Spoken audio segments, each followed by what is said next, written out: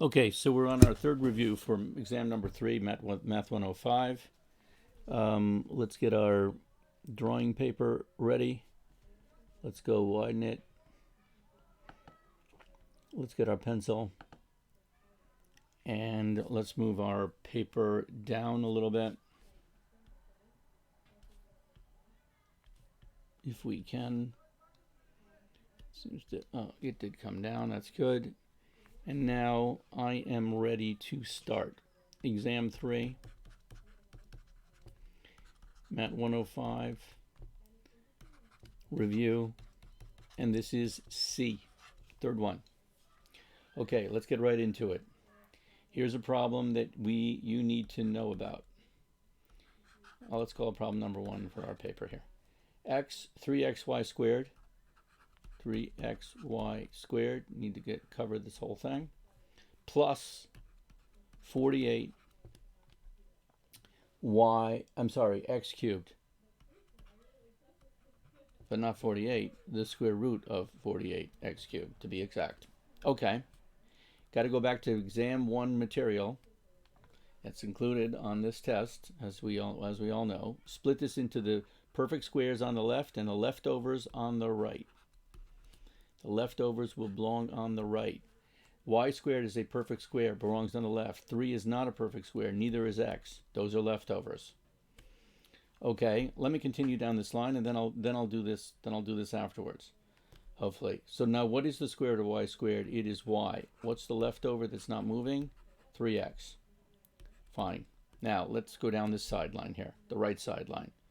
Let's split this into perfect squares and leftovers. 48, 16 times 3 gets you back to 48. So 16 is a perfect square, but belongs on the left. 3 is a leftover. 16 times 3 is 48. X cubed can be split into 2. X squared and a leftover x. That's a perfect square, x squared. X2 times x gets you back to x cubed. What does this turn into? Square root of 16, 4. Square root of x squared, x. Leftover is a leftover. What was going on all the time between these two? It was a plus. There's a plus. There's a plus. Now they are like terms. They actually can be combined. So what's the final answer? Y plus 4x, all of that, times the square root of 3x. Or just plain y plus 4x without the parentheses, square root of 3x. But that's pretty doubtful. That's pretty doubtful. It should be a parentheses. I don't think they'll have it without a parentheses, because that would be misleading. This would be misleading. This should be the answer. Okay, so now we go to problem number 2 on our review. What if you're faced with something like this? This also comes from exam 1 material, I believe. -4 over 7 plus 3 squared root of 5. 7 plus 3 square root of 5. And we are asked to do, let me cordon this off. Gotta make sure there's no confusion. What are we asked to do? We are asked to rationalize denominator. Okay, how do you go about doing this? Here's what you do. You multiply the top by exactly what this but not 7 plus 3 squared root of 5. We got to do 7 minus 3 squared root of 5. You multiply the bottom by that. I'm sorry, I should have said first. Okay, that's what we need.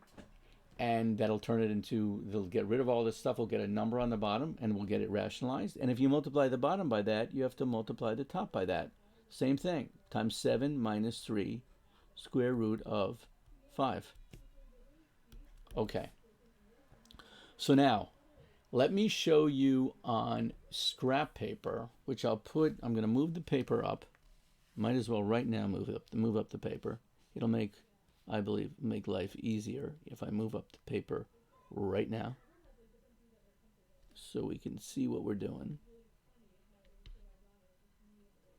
Even further up, so we get the whole paper. Okay.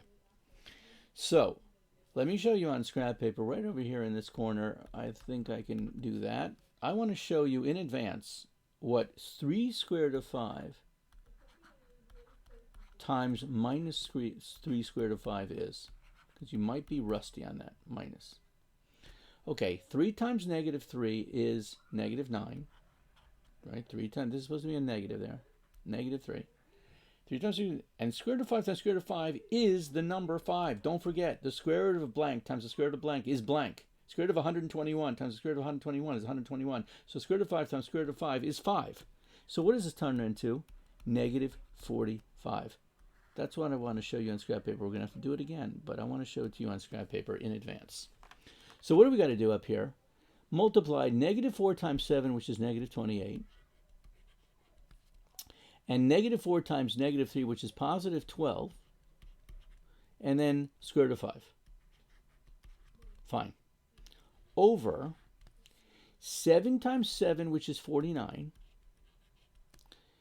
7 times negative 3 square root of 5, which is negative 21 square root of 5. Then inside times inside, don't forget this is FOIL that's going on over here. It's a binomial times a binomial. Then inside times inside, 3 square root of 5 times 7, that's going to be positive 21 square root of 5. And you can see where this is going, I think. And then what's the last one? That's what we did down over here. 3 times 3 is negative 9. And negative 9 times 5 is negative 45. So this is negative 45. We did the work already. I don't have to repeat it. You want to see what this is? Last times last? Look right over here. We did the work. It's negative 45. Okay. So what do we get over here on top? On top, we get negative, leave that alone, negative 12, negative 28, leave that alone for the moment. Negative 28 plus 12 square root of 5. On the bottom, these two cancel. And 49 minus 45 is equal to 4. Are we finished? No, we are almost finished, but we're not finished. I'll tell you why we're not finished. Because 4 goes into negative 28 and 4 goes into 12. We got to do one more thing. This turns into negative 7. Negative 28 divided by 4 is negative 7. 12 divided by 4 is 3. Square root of 5. And now that's the answer you submit. This problem is now over. Okay, so we've got some more room on this paper, which I'd like to be able to do at least one more thing on this paper. As follows.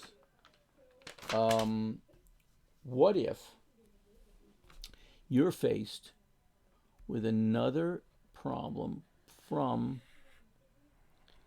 exam 1 material looking like this? What if it says S of x? Could have say F of x, but it says S of x. Could say T, could say U, could say anything. Any letter.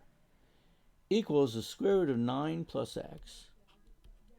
Square root of 9 plus x, and it says an old problem from the past. Find the domain in this case. Okay.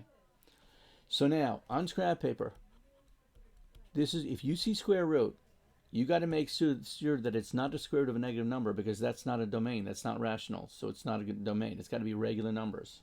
So you go to scrap paper, you set up your 9 plus x. And it's got to be greater or equal to 0. Because if this is a negative 1 or a negative 2, square root of negative 1 and negative 2 is an imaginary number, that's not going to work in a function.